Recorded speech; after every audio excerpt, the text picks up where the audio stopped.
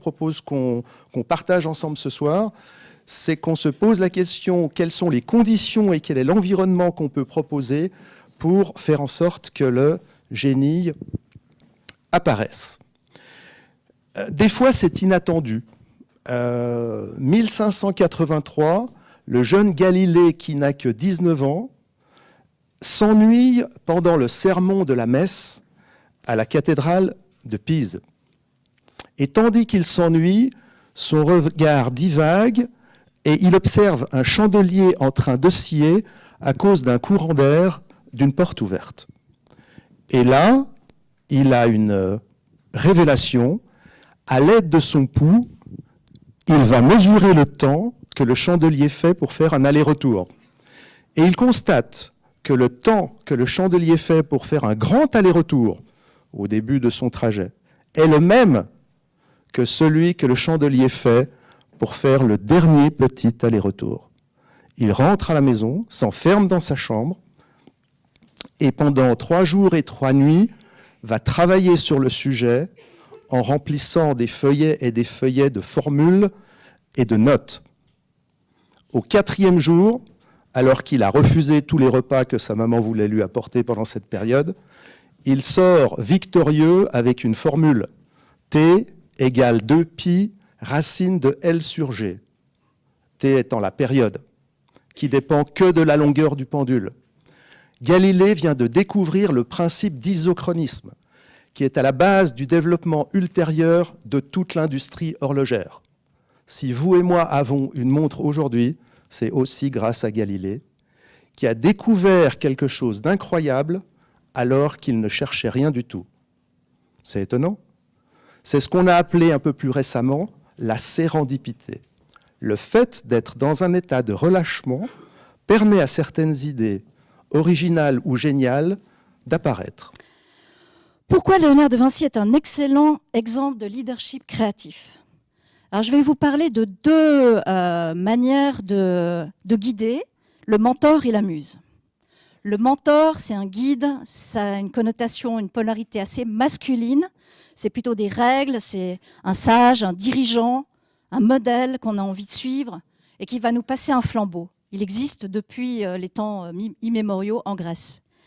La muse, c'est beaucoup plus féminin, c'est beaucoup plus amusant, c'est beaucoup plus léger. Ce qui ne veut pas dire que certains hommes peuvent être des muses ou des femmes des mentors, voire les deux.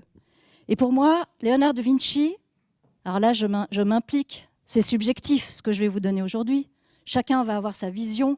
Il est tellement large et transversal qu'il accepte toutes les visions, entre guillemets. Pour moi, Léonard de Vinci, il regroupe les deux, le mentor et la muse. Il a l'inspiration créative et il a aussi cette capacité d'être un leader dans la manière dont il structure son action. Par exemple, pour la peinture, il a innové en créant le sfumato et ensuite, il a été suivi par d'autres. Il a eu des élèves, il a eu... c'est aussi une muse dans le sens qu'il a inspiré plus tard des architectes. Il a écrit des codex, des carnets qui ont été vus, suivis, recopiés pour aller jusqu'à créer le dôme de Milan. Donc l'hypnose, c'est redécouvrir ce pouvoir du rêve, ce contact avec cette part intime de nous-mêmes, qu'on peut appeler la veille paradoxale, où pendant l'hypnose, nous allons être déconnectés un petit peu du monde des stimuli externes, mais on va être en contact avec cette part intime de nous-mêmes, c'est ce monde des intuitions, des rêves. L'hypnose est en 4 étapes. L'arrêt de la perception ordinaire, fixation de l'attention sur un objet, qui est le souffle, la suspension des jugements, des attentes, des conditionnements, puis l'imagination créatrice. L'accès à la potentialité, au pouvoir du moment présent, et enfin l'incarnation de ce rêve. quelques mots pour finir sur le processus créatif. Je disais tout à l'heure 10% de créativité et 90% de perspiration. Et c'est vraiment une réalité que j'ai vécue, à la fois au niveau de l'écriture, parce qu'on va retravailler de nombreuses fois les mêmes passages, mais aussi pour le processus créatif. Et je suis convaincu d'une chose, c'est que cela ne vient pas tout seul, même si notre inconscient parfois nous y aide la nuit. Il faut travailler sur cette créativité. Un premier point important, c'est se rendre disponible, se faire confiance que cette idée va arriver. Et pour mon dernier point, comment faire justement pour que ces idées créatives viennent, c'est de stimuler. Je pense que c'est quelque chose d'important, c'est de stimuler la créativité et de la nourrir.